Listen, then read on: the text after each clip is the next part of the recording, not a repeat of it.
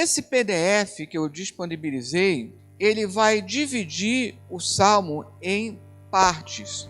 E aí eu precisei colocar uma tradução alternativa, mas eu vou comparando com a Almeida corrigida. Nesse PDF, eu precisei seguir a numeração hebraica, e aí eu coloquei entre parênteses a nossa numeração. Isso porque o título consta no texto hebraico como o primeiro versículo. E aí o que é para nós o primeiro versículo, de fato, no texto hebraico é o versículo 2 e assim por diante. Então, a primeira parte vai do versículo 1 ao 3.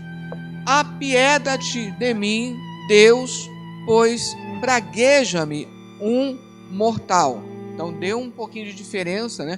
Aqui, apiedar-se é uma tradução mais adequada do que ter misericórdia, que na verdade ter misericórdia é uma outra palavra no hebraico. E aqui a palavra que foi traduzida como devorar, ela é melhor traduzida como praguejar. Então aí você começa a ver o contexto de alguém que está sendo caluniado. Então, voltando. Apieda-te de mim, Deus, pois pragueja-me um mortal. Todo dia os que guerreiam me oprimem. Aqui traduzido como pelejar, mas a palavra é mais forte, falando de guerra mesmo. Só que é como se fosse uma guerra através de palavras. Versículo 2. Praguejam os que me espiam todo dia, pois numerosos são os que me guerreiam altivamente. Aí o versículo 3. O dia em que temer, eu em ti confiarei.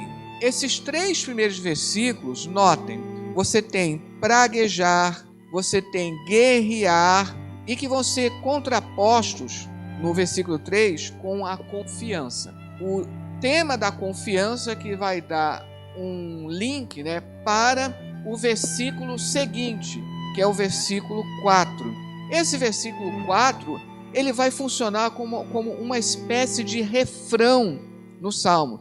Tanto é que ele vai ser repetido quase que item por item, lá nos versículos 10 e 11. Então, aqui no versículo 1 ao 3, nós temos um pedido.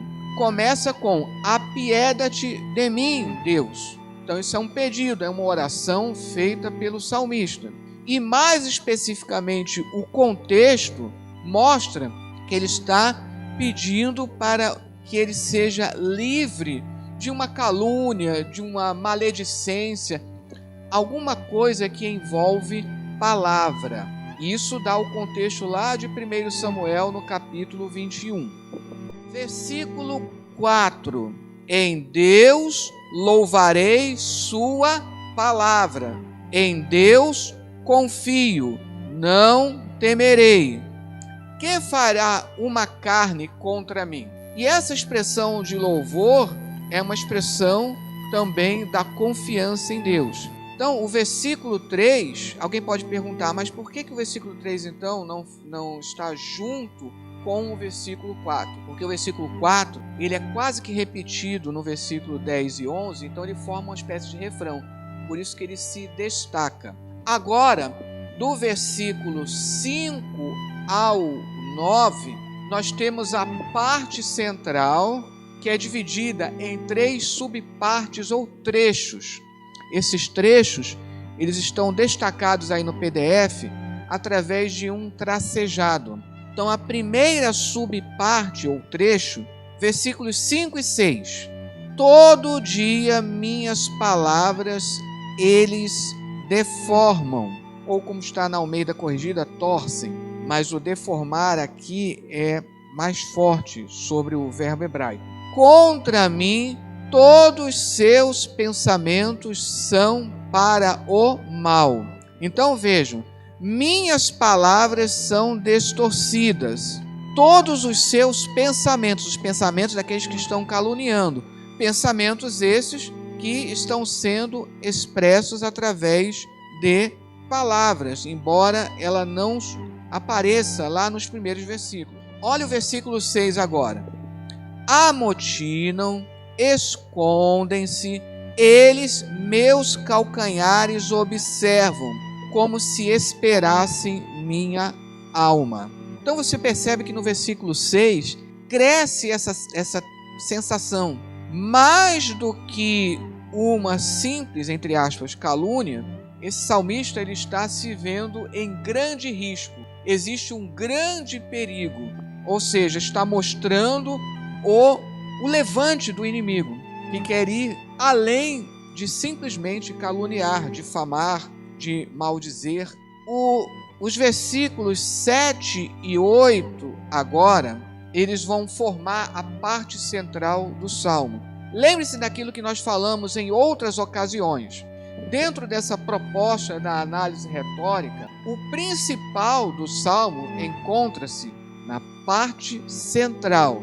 Embora essa parte central, ela necessite ser bem compreendida através do refrão, que está nos versículos 4 e depois também nos versículos 10 e 11. Mas vamos analisar essa parte central. Pela iniquidade, liberá-los? Isso é uma pergunta. Isso é um detalhe até interessante. Em muitas ocasiões, não em todas, em muitas ocasiões, na parte central existe uma pergunta. Essa pergunta demandando uma resposta. E é essa resposta que se constitui, então, na mensagem primordial do Salmo. Então, é feita uma pergunta. Pela iniquidade liberá-los? Se faz essa pergunta. Pela ira aos povos derriba Deus. Ou seja, aqui está mostrando a confiança no juízo de Deus. Deixa eu só fazer um adendo aqui. Essa segunda linha, ou a segunda parte, do versículo 7, ela toca no assunto que vai aparecer em muitos salmos, que são as imprecações da vingança, da justiça divina. Deus, ele é misericordioso.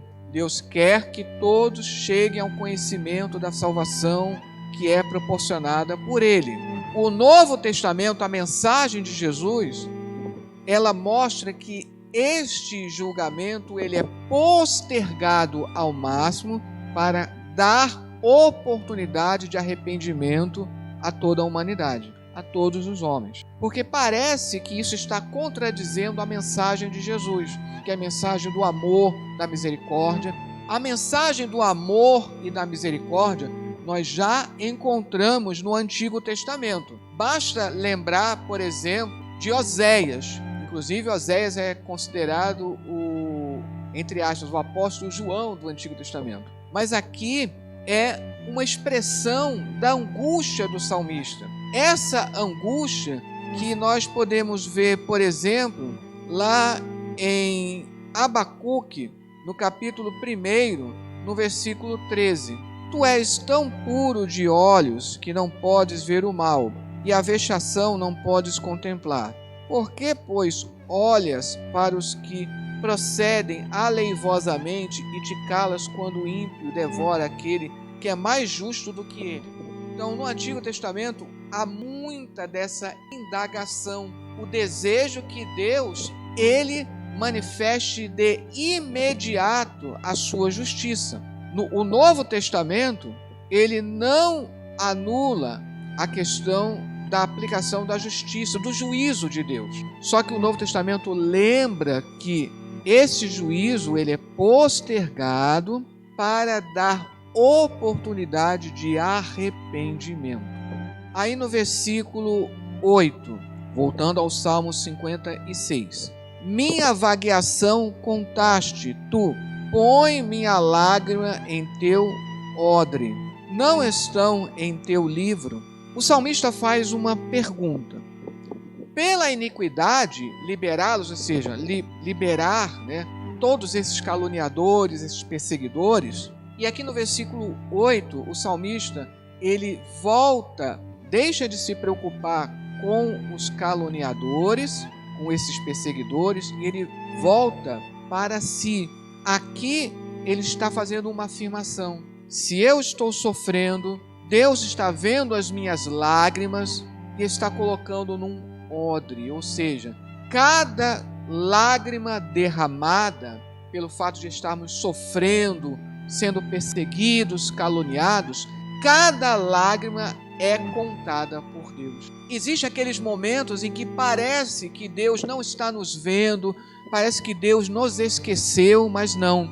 Deus, Ele está contando cada lágrima. Minha vagueação. É interessante que aqui, mas tem outras Bíblias que vão traduzir como perambulação, como perturbações. Essa palavra, ela inclusive poderia ser traduzida por vagueações noturnas, ou seja, dá a impressão de alguém que está tão angustiado, se sente tão esmagado pelas dificuldades, que ele possui insônia e fica como que andando pela casa durante a noite. Agora, o mais interessante é que essa palavra, traduzida corretamente na Almeida Corrigida como vagueação, que é a melhor tradução aqui, embora essa palavra, como eu disse, ela pode falar de uma perambulação ocasionada por uma insônia durante a noite. Essa palavra, no hebraico nod, ela tem a mesma sonoridade da palavra odre, que é usada no mesmo versículo. É aquela questão da poesia que todo salmo contém. E aí o versículo 8 termina: não estão em teu livro, ou seja, por isso que é a parte central desse salmo, a mensagem principal. Deus não esquece de nós. Deus, Ele se lembra de cada lágrima, cada sofrimento, tudo aquilo que nos angustia. E para provar isso, se nessa parte central, como eu disse, ela é formada por 3 divisões, 3 trechos ou subpartes. No versículo 5 ao 6, você vê o inimigo perseguindo de maneira atroz esse levante, que coloca em grande risco o salmista, evidenciando o que o salmista lembrou nos versículos 7 e 8.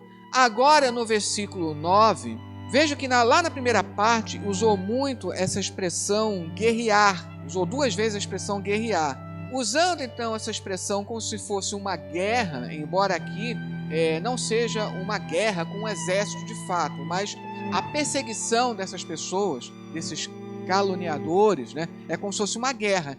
Então, usando essa mesma linguagem, entre aspas, militar, no versículo 9 agora, vai colocar como se fosse o inimigo batendo em retirada. Então fica assim: então baterão meus inimigos em retirada no dia que clamar. Isto sei, pois Deus é por mim. Então aqui nessa parte central, você tem aquele enquadramento que é muito comum na retórica bíblica. O perigo que estava sendo mencionado lá nos versículos 5 e 6, ele é desfeito por Deus no versículo 9. Isso porque na parte central, versículos 7 e 8, você tem essa grande expressão de confiança de que Deus, Ele tudo vê, tudo ouve. E Deus age no momento certo. Aí volta o refrão, versículos 10 e 11.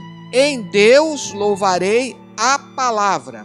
Em Adonai, ou seja, no Senhor, louvarei a palavra. Em Deus, aí no versículo 11, em Deus confio, não temerei.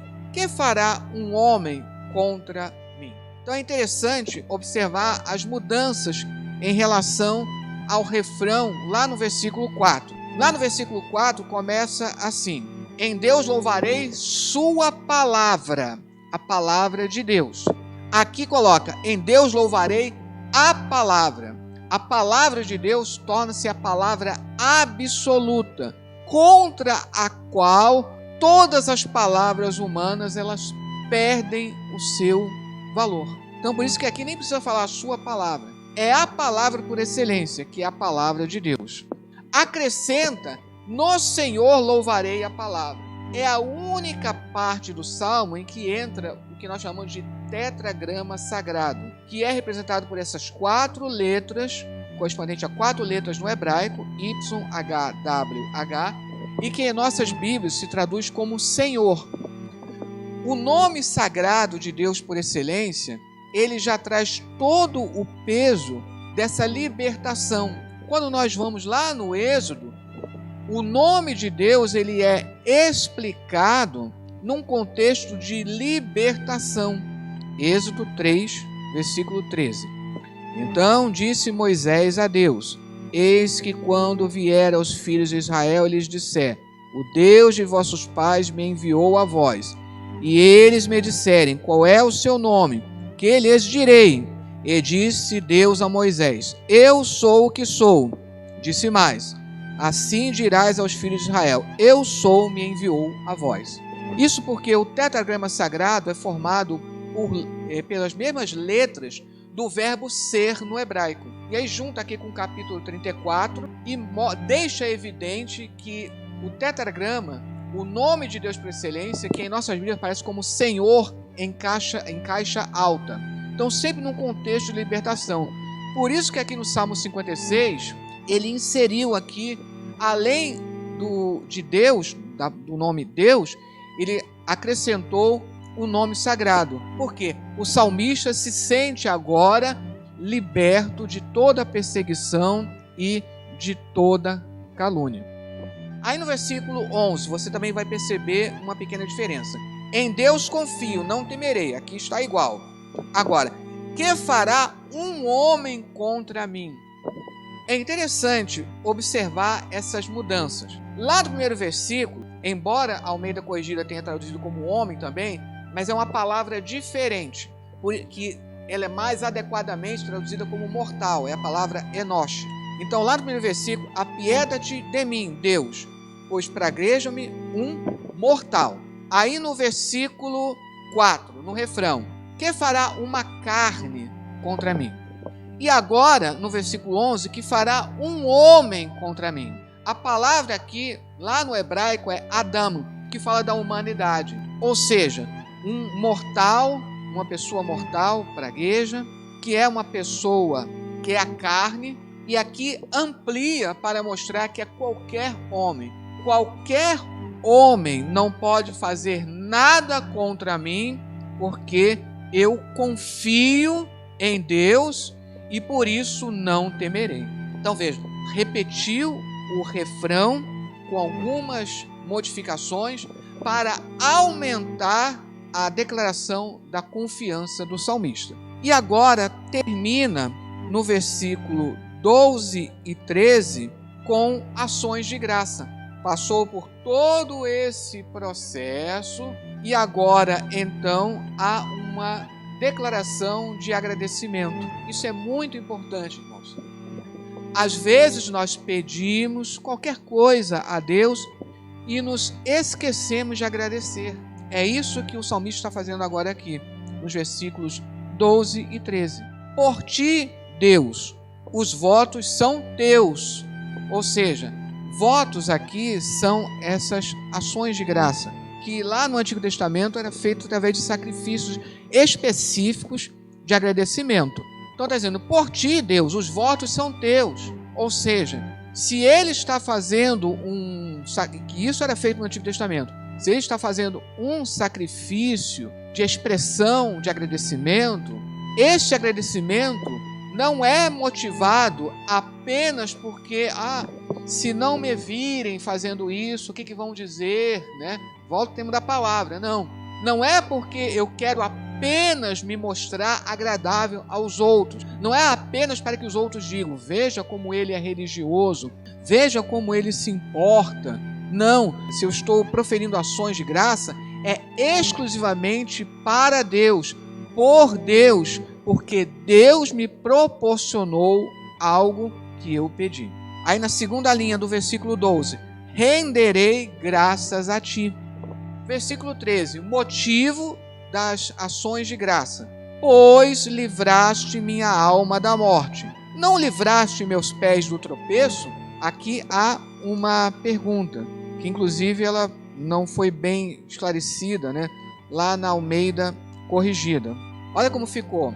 Pois tu livraste a minha alma da morte, como também os meus pés de tropeçarem. Mas aqui há uma pergunta, a chamada pergunta de retórica, que é afirmando: pois livraste a minha alma da morte. 2 pontos. Não livraste meus pés do tropeço? Deus livrou. E é por isso que eu estou manifestando ações de graça.